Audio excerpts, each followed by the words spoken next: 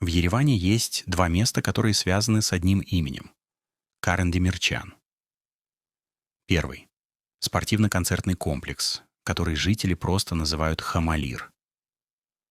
Его открыли в 1983 году на Цицерно-Кобердском холме.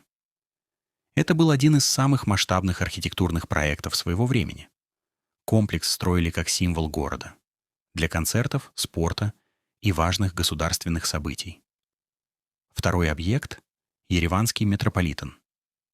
Его открыли в 1981 году, и позже он получил имя Карена Демирчана.